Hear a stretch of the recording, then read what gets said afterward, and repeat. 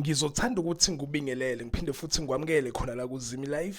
Uma nje ufuna ukuhlisa updated ngokwenzeka khona la eMzansi, ungakhohlwa ke nje mbukela ukuthi ke usubscribe kule channel and uphinde phela uklikhe leyo bell for ama notification. So kule video yethu namhlanje ke mbukeli ngizokhuluma ngoNobuntu odlala ke lapha kumkhokha. Sibonile ukuthi ugcine efikile uNobuntu omusha uKwanele Mthethwa o replace ke uKwezi Ndlovu. Indaba yakhe uNobuntu ade trend kakhulu kwi social media and abanye abantu ade bengekho aware ukuthi ke uKwezi Ndlovu uyashiya ke kumkhokha and ngenza ngama video ngikhuluma ngayo indaba yakhe uKwezi Ndlovu ukuthi ke uyashiya kumkhokha ngenxa yokuthi ke ukhulelwe. Ngisakuyena uKwezi Ndlovu ngizokudlalela nje ibaby shower uyibonela ade beyenze ngeweekend ade inhle kakhulu and ngimbona impela ke lapha kwi social media impela ke ihlukahlukene. Abanye ke impela bayakhala ngoNobuntu omdala bathi ke bona bayikhumbulela yena uNobuntu omdala bafuna yena uyena okhona ukudlala le role.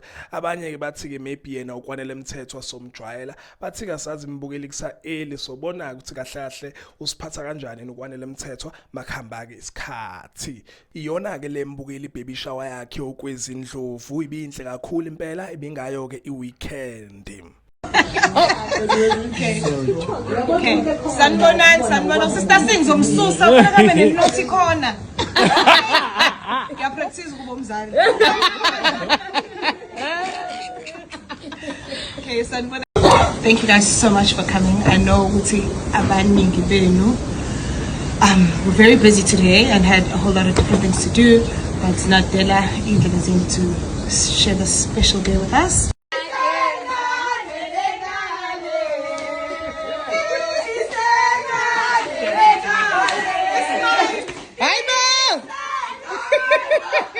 Okay, this is your